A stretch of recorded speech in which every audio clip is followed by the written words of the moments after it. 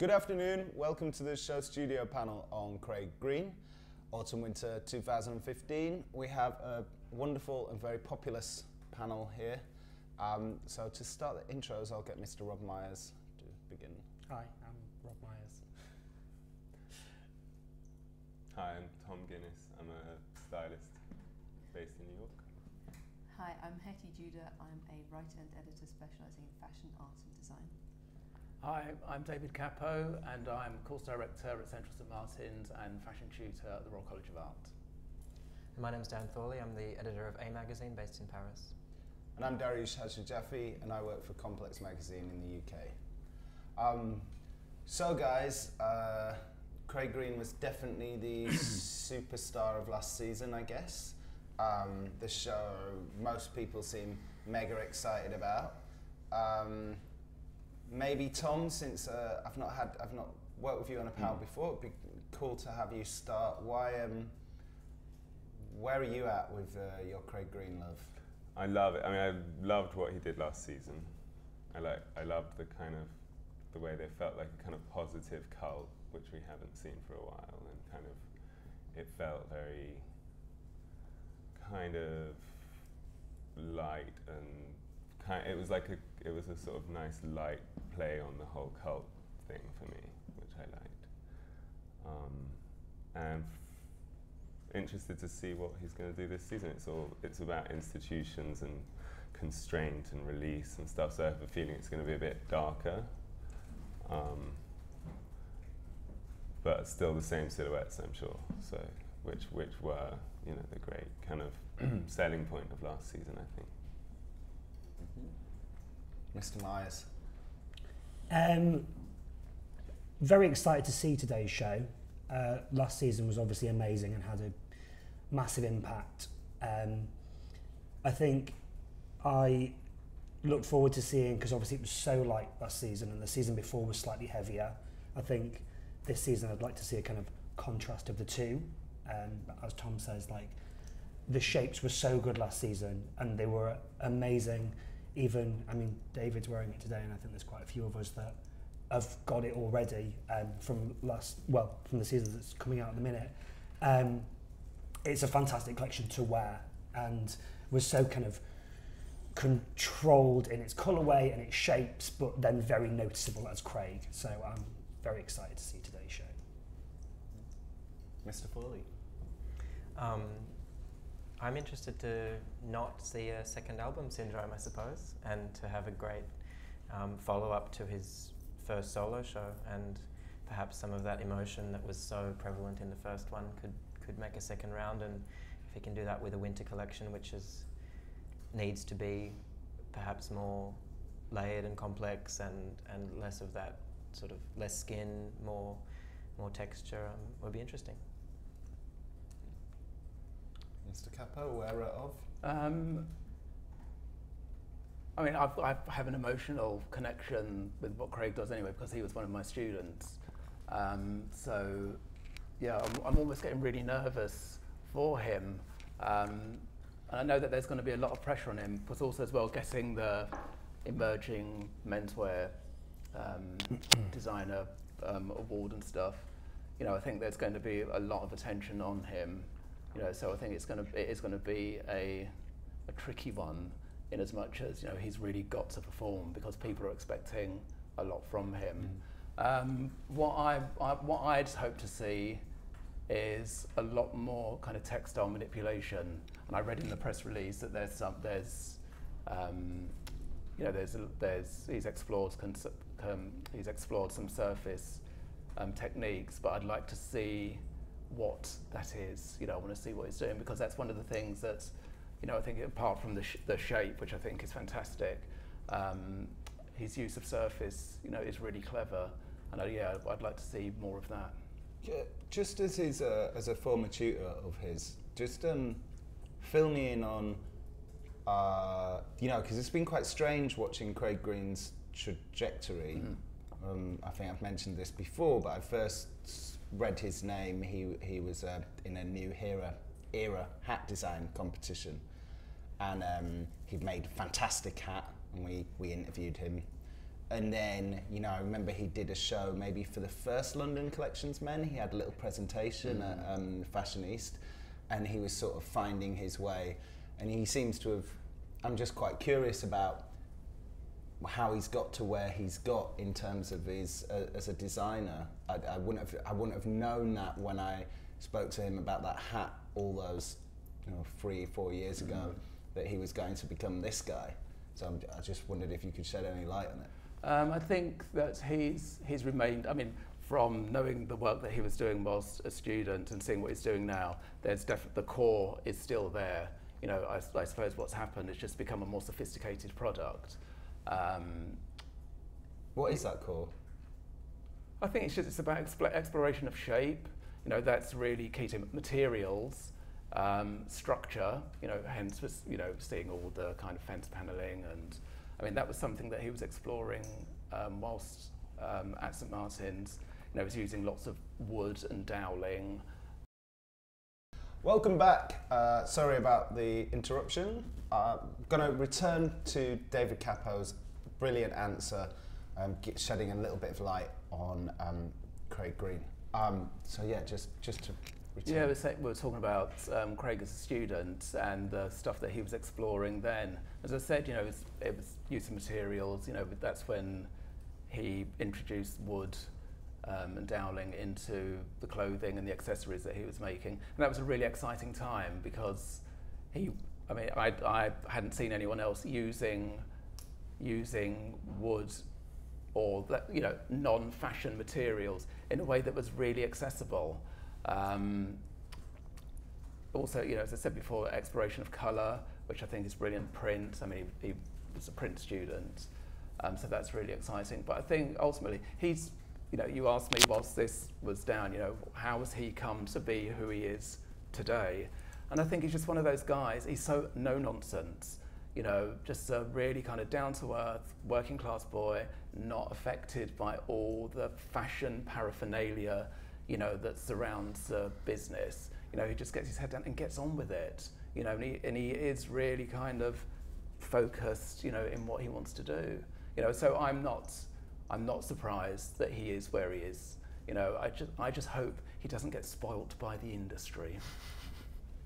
Fair enough. And Hettie, we need to. We haven't heard from you yet on why you're excited about the Craig Green show or not. I'm very excited. Well, I mean, one thing that hugely excites me about Craig Green is that I think he's opening the vocabulary of London menswear up to an area that it's not covered very extensively beforehand. So I feel that London's quite dominated by this idea of British pop culture. It's also quite dominated by this idea of the British suiting heritage and the tailoring heritage. And he's looking at menswear paradigms that go way beyond European culture. He's looking at menswear paradigms that are, you know, that will be something that's quite, you know, familiar in maybe sub-Saharan Africa and the Far East. And he's really opening up and he's bringing new shapes and silhouettes into what we're seeing out there on the off-run catwalk for menswear in London, certainly. And I'm very excited that he's doing that. And I mean, you know, Dan was talking about the second album syndrome, but I love that last, like the show before last, when he was doing the kind of hand prints that were simultaneously looking like stained glass, but also had kind of Arabic influence in them and this kind of thing. And he's really bringing together a lot of different vocabularies in that way. So I always feel that he's got very strong ideas about where to go as well. Fantastic. I feel quite excited. Should we look at the images, and then normally we have a bit of a longer preamble, but I think maybe we should look at the images, and if you know, if all this newness is going to happen, let's get blown away. Is it possible to bring the monitors a bit closer to us?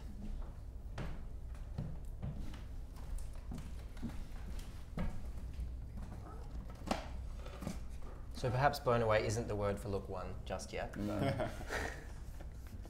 Might get there a little later. Because one of the things that I want to say that I'm looking forward to is seeing what the spectacle of the show was going to be about, because that's something that I get quite excited about. You know, the clothes are always great, but I want to see what the overall vision is that he has. It looks like there's a few ideas from the last show that perhaps were not the most celebrated, but that more sort of second skin feeling that he did bring through with those kind of almost body conscious t-shirts with the cutouts and that sort of thing, which we've already seen right there in the keyhole sweater. It's very much like dance wear as well. Yeah. I was thinking it's that kind of quite 80s stretchy kind of body map. Which was a sort of surprising addition to the rest of those voluminous shapes. It was very important for the silhouette, for the balancing of the Exactly. silhouette. But there's some Japanese samurai kind of... In more wearable shapes, number 9 has definitely got it in, but it's more recognisable as a coat shape rather And than military, is that a green? That's a kind of very deep evergreen, isn't it, or something? Or am I Is just it washed out black? Yeah, maybe. It's reading quite green though. And no shoes again. Has he ever done shoes? Yeah. Yeah? Yeah, Did it he has. collab, didn't he? Yeah, with, because they had them in Dover Street. Dover Street. Okay. I can't remember who it was. Somebody quite traditional. It's quite interesting with the evolution of the trousers that he's doing. So it goes from being quite a kind of more of a tailored wide leg pant to then going into something that's more oriental, and that's also kind of then more specifically military as well. I'm loving the layered looks. And number 15, it seems to have got it all going on there. And here's colour number 1. Few. I'm with Tom. I think the previous one was a kind of dark green, wasn't it? The outerwear is very wearable. I think these jackets are great. Or was it the season before last was the fisherman kind of big black? Because I think that's actually been my favourite. Yeah, they were the long painted robes. That kind of red is very difficult to capture on camera, so it might be difficult to say whether it's exactly what red that is, but kind of looks like a watermelon. Bit pinky. What do you think that? Do you think the pink is the result of the camera, or? That's what I mean. I mean, it's that very difficult red. It looks really different in that screen than it does on that Exactly. screen to me. Exactly. I'm sure it does to you. So Yeah. Yeah. But I like these larger sort of storm collars that are popping up in. And the fact that they're sitting shorter as well. The outer jackets are cropped this season as opposed to sitting longer, which is really nice. I mean, they look like the type of garments there, but you really need to get up close to and see, you know, how they work and what's going on with them. This sort of egg shape, is it a Humming. cutout or is it a, what do we think? There's been nearly 3 sweaters now that have that, I think. Well, as you point out, that kind of aperture would fit in with what he was doing last season with the elbows and the shoulders. I love the graphic confidence of him just in placing it absolute centre. yeah. Like last season it was moved around slightly, but this season just to be like, no, middle of the square. It's good. It's kind of that's something that feels quite kind of sexy and clubby that you can wear. You know, it's almost like a helmet or a. Yeah, I mean, I remember us speaking last season as soon as it walked about saying it felt like 90s helmet when it obviously not, it had that emotion to it, you know. I mean, it's a lot sexier than I would credit Craig with normally doing. I mean, I know the last time when he did all the cutout stuff, but generally I think this has got a much kind of sexier feel to it. Well, that asymmetric neckline is going quite a long way to add to that, isn't it? It's kind of showing a little bit of the collarbone, and looks like it's sort of pulled underneath the. Is it? I was just trying to see. Are the necks? I feel like a lot of the necks are swooping outwards towards the shoulder. Exactly. I love the combination of the navies and the blacks in singular looks as well, as in one garment. It's interesting how long that was such a taboo to wear navy and black together, where it's come back in such full force, I think, as such a rich and classical. Why was it considered so wrong? I don't know. It was. Yeah. I mean, it's like It's like I don't Yeah. know. It's mad, but Yeah. it just was in the early 2000s. it's like a brand thing, It's and so also, unreasonable. and yeah, navy was well, because black's kind of common, right? But like navy hasn't been worn for such a long time that it's you know, it's a better black than black at the moment. All these rules, God. Well, you're not one for rules. No, definitely not. I think the thing with Craig Green that I really liked about the last show as well was that just it's so visually disruptive. Like you know, just like literally you see the garments and they're just disruptive in your space. They're disruptive to what a garment should be. In the press release, it was saying about garments being pulled and released, and I was wondering if the necklines, is that to do with restriction? I don't know how that has been achieved, because is that red garment? They seem to have ties. Is it? It's gathered up the side. Is it lacing? So I can't see it properly. So that's the tunneling that they're talking about. But it's just interesting looking at the back of the garment that you're wearing at the moment, because it's asymmetrical at the back, so you've got a bit where it is pulled down one shoulder because it's being gathered from behind as well, which is not something you obviously get to see when you're looking at it like that. Could you show it to us standing up? I can you get me in shot? And do you always wear it open? What is it? Can you sort of tie it all up? Yeah, I mean, and you've got this, which can tie onto one of the ties from the back. Yeah, wow. I mean, you can wear it in a number of ways. So. See, I know this sounds ridiculous, but the amount of options just really stress me out. Stress you out? Yeah. Oh, darling. Like, I'm just like really. You're like a jumper should be a jumper. Yeah. Well, it's not. Yeah, it's not that I don't appreciate it, but I'd just be so anxious about all these like unused options. But the thing is, though, it's kind of like getting 4 or 5 different garments for the price of one. Right. You know, so that's, for me, that's brilliant. Yeah. It's interesting as well how it falls into this kind of middle ground, which we're seeing in a lot of other designers, which is much less conceptual, but the sort of space between a jacket and a shirt. Interesting, like, is that price point relevant to a middle ground between those? I have no idea, because I didn't.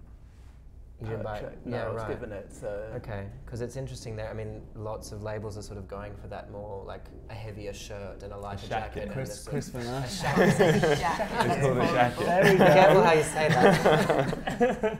Is that actually a thing? I have heard the word jacket. He's made it. He's made it. But it's true. Like the heavier wool shirt is a much more viable option than it was, and that layering idea is kind of filtering down everywhere. And I suppose also very much to do with the utility wave, which is much more than a trend. I mean, the thing is, though, that's good for someone like me, because I like wearing a lot of clothes, you know, all at the same time.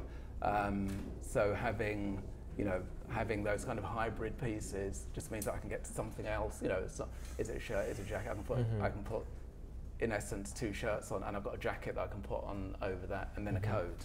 You know, which is, you know, how I love dressing. But do you think that Craig's work is essentially relevant to a fashion customer like yourself, or what do you find? What do you find?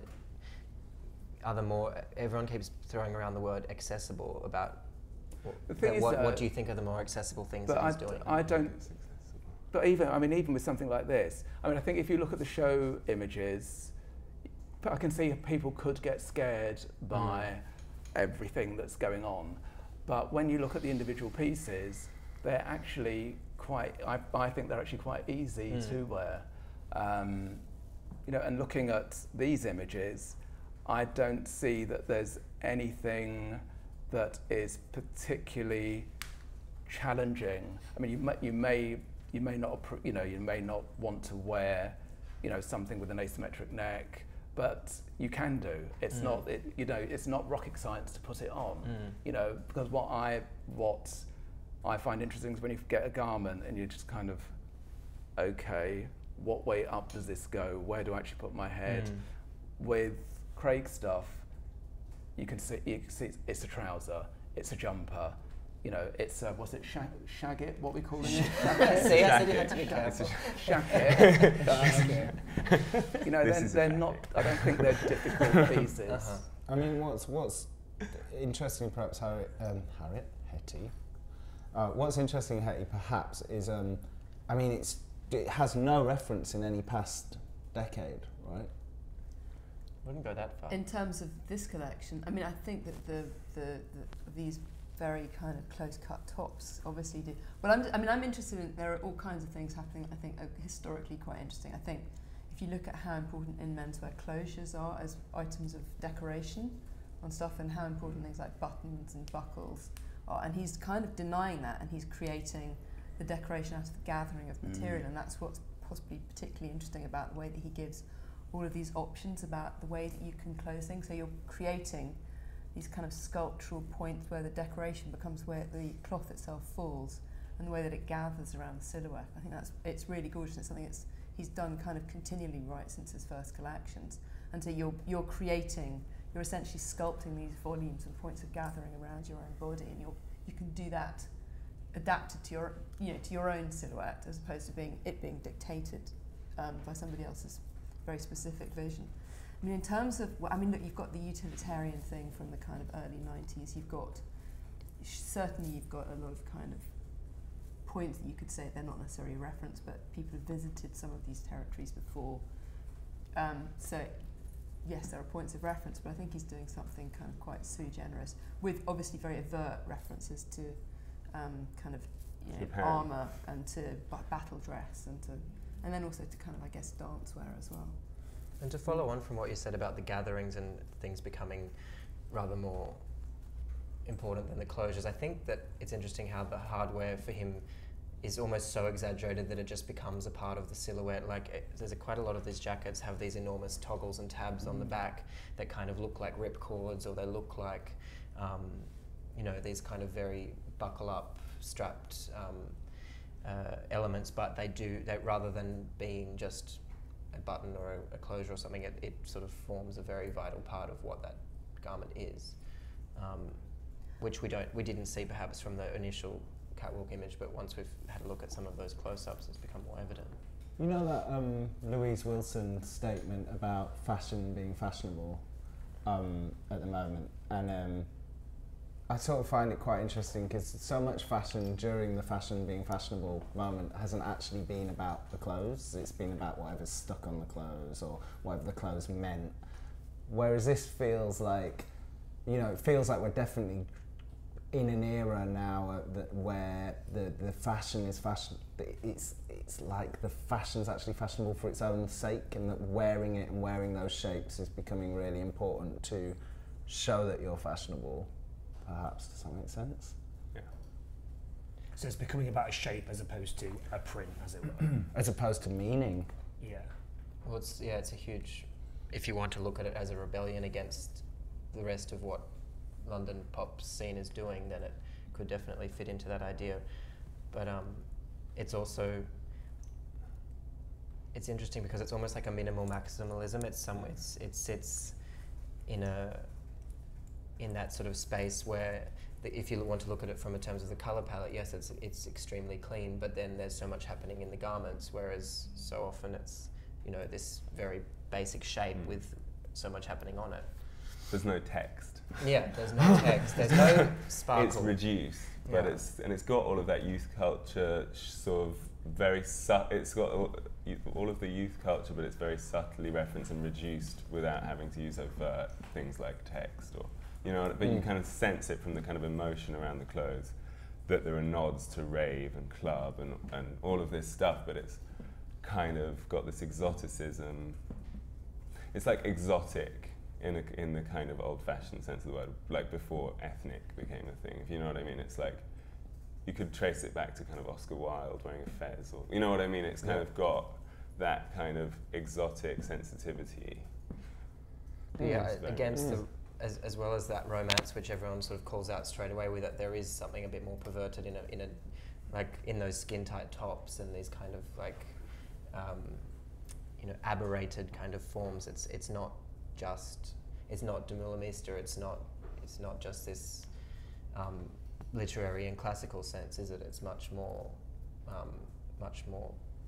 sort of, what's the word, pumped up and there's a lot going on under the surface, but the surface is very reduced. I think he's really restrained himself from last season as well in those tight tops, because the tight tops last season were considerably tighter than this season, and that the holes cut from the garments last season were so provocative. They sat underneath the navel, and it was one of those things that, like, I remember us sitting watching it and it being like, wow, like, it was such an area that hadn't been seen. So it's almost like he kind of did that last season. Obviously, there was the huge sales last season, and then here he's kind of restraining himself, but not in a negative way. Do you know what I mean? Like he's kind of saying, okay, I did this last season, so let's see how I can move it forward, but keep that influence. What is this emotion of which everybody speaks? I don't feel like, I feel like everybody talks about it and they get it, but I feel as somebody that wasn't at the show, I don't feel like I know what everybody means when they say that, so I'm probably not the only person. So if you guys could help express that. Because everybody says it was so emotional, but what does that mean? I mean, I think the whole experience, I wasn't at this particular show, but last season it was very much to do with the serenity of that spectacle that was so important in the sort of perhaps the final chapter of his external imaginings of these kind of fence, that what started with the fences and then sort of was moved behind the body and became these frames, and it was quite nautical, and it almost felt like a shipwreck, you know, that was trailing along behind the boys, and then with this classical music at the same time, the bare feet, the sort of cold grey floors and the ice blue, everything about it had this very, you know, upward, uplifting lightness to it.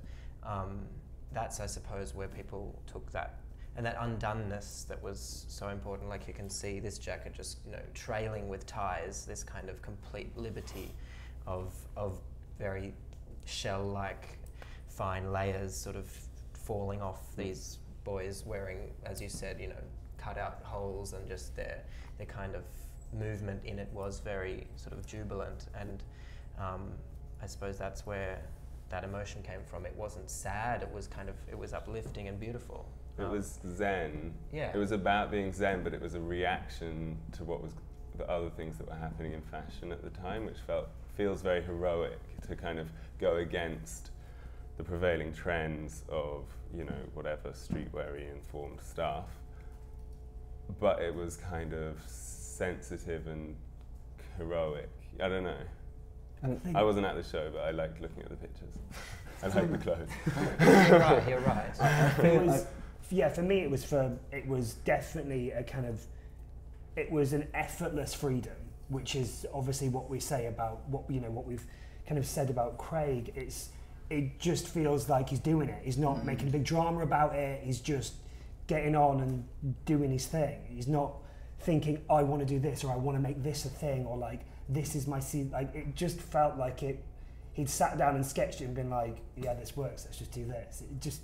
It feels so effortless, and that's, I suppose, what we all aspire to, just being like effortlessly cool and just being like, there it is. And, you know, every last season when it walked, I think that was, you know, I think it's quite interesting that he's been put on the last day this year, and it was the last day last year, and after you've seen so much fashion and, you know, all of this kind of like Savile Row construction and all this kind of, you know, like tailoring, and, you know, obviously there are a lot of designers that are breaking that, but I think that when it walked last season, and, you know, even when you look at this now, he just has this kind of like, this is what I do. It's just a natural thing. It doesn't feel like it's trying too hard.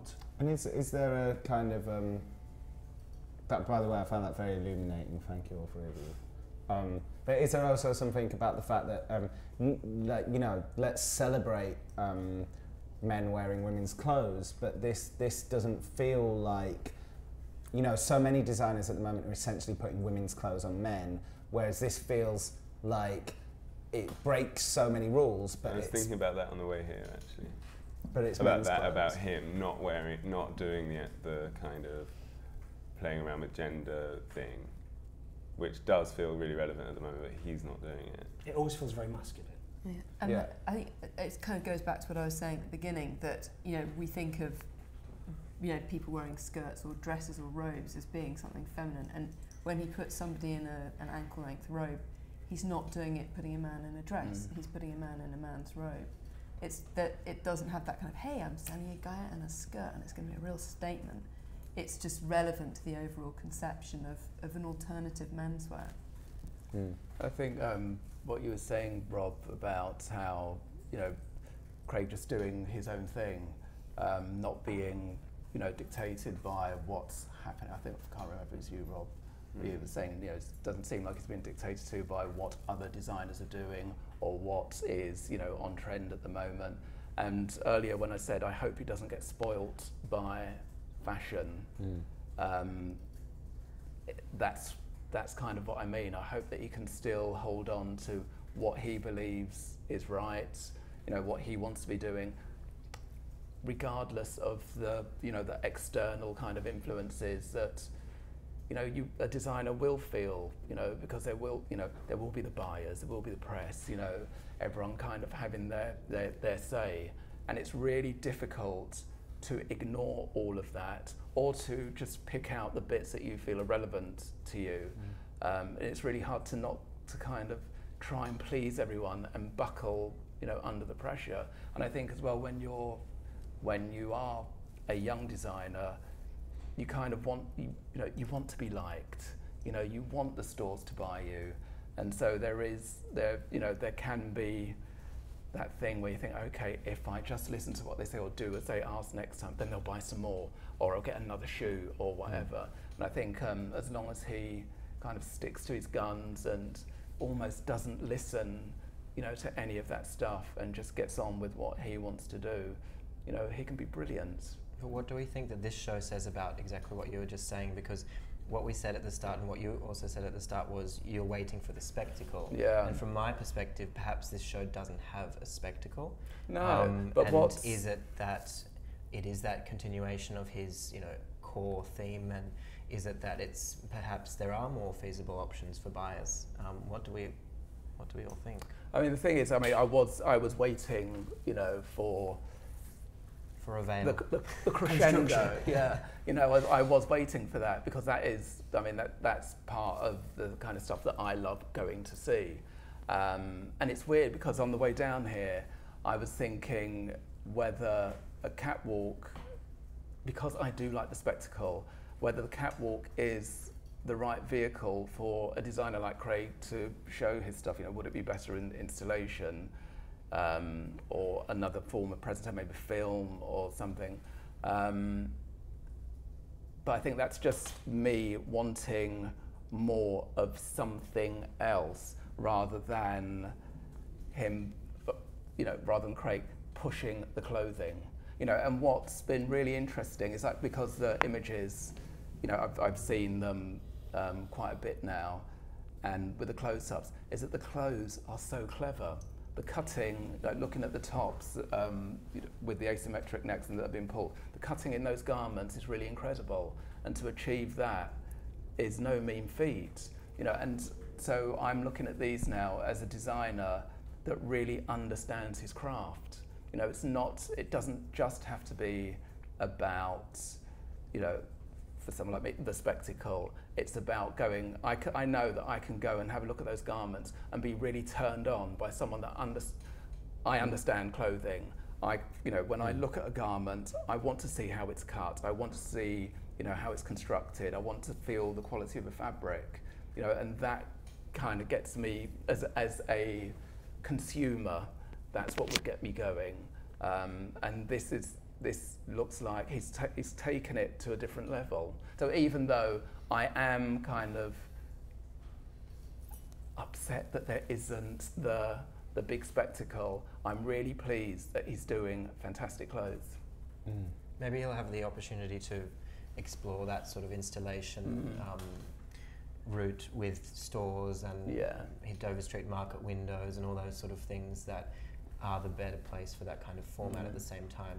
Because I suppose, like, to do the two on the runway is quite difficult. But I think these are made for the runway, though, these clothes. Yeah. To see That's them what move I mean. and that's what a show. I Completely. mean, I think that this is what the runway is for. I think there are lots of people that don't need to be doing shows, but I think I haven't been to a Craig Green show, but I just can tell that it's like magic on the runway. I love to see it walk on the runway, like, you know, like we were saying last season, with everything behind it, and like you wouldn't have got that feeling of the kind of, you know, like we were saying, the kind of the shipwreck and walking away from it and this freedom. I think that it's so nice to see a designer who designs walking a catwalk rather than it being another suit or another jumper and a pair of trousers. Do you know what I mean? It's so nice to see something like that walking down a catwalk.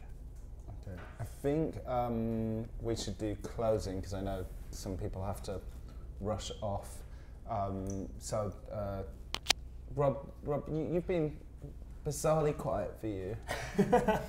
I suppose it's a taking it in.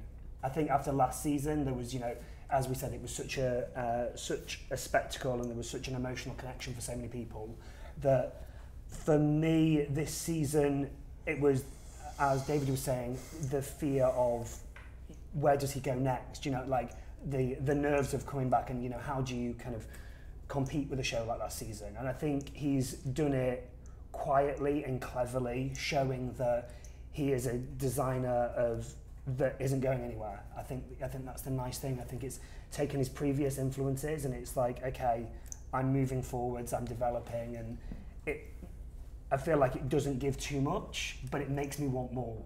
And I think that's the very special thing about Craig. Tom? I think that he's definitely reinforced his silhouette and like pulled back a bit from sort of introducing new things. I think he may have slightly taken the fall-winter thing a bit too serious. Like, it's such a fall-winter show. I don't think he could have just made more free clothes that he wanted to make. But the jacket, the outerwear does look great. And there was a kind of institutional theme which I'm kind of not really reading that much. Could it be mental institution? Could be mental. Yeah, but it's interesting. But I'm not getting. I was expecting some sort of like real kind of feeling of constraint and then release, but which is just not reading to me at the moment. But I think it's really smart to just reinforce the silhouette, because it's, you know, it takes a while for that to sink into people's consciousness. For sure. And I mean for me the silhouette is. You know, it's not going to happen, is it? I'm not going to throw all my clothes out and start wearing this, but I sort of feel like I should. You might get a pair of the trousers though, you know. But also as well, it does take time, because he's still new. You know, forget that he's still, you know, he's a really, you know, young designer, and it's going to take time for people to get used to the silhouette that he's putting forward, to get used to the type of clothing that he is presenting.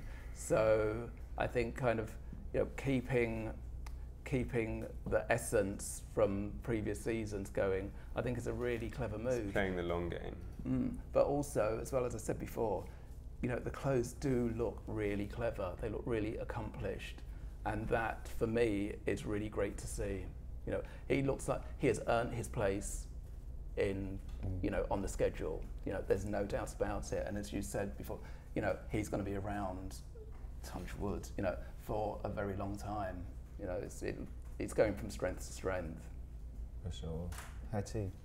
I think it was a very competent presentation. I mean, I think we're not seeing a lot of the detail that's in a lot of these garments, and my feeling is that they're actually much more closely worked than what was being shown in the previous collection, so it's definitely a development. And when you're talking about the confinement, I mean, I think that those close kind of long sleeve t-shirts are all piped inside, and you can pull them and actually really restrict them around the body. So I think there probably is a development and a nuance that we're not actually able to see, not looking at it close up in detail. But yeah, I mean, I'm really pleased that he's reinforcing his silhouette, and I feel that was a very competent presentation. I mean, it's only his second solo presentation by himself. Yeah. Dan, sitting up there. No, I agree. I would love to see everything in much more detail. And I suppose it's interesting very much to hear David's perspective as somebody so concerned with cut and with construction, and then to be sitting up here on my high horse as a journalist who wants to know about the backstory and the influence and the mood boards and the inspirations and things.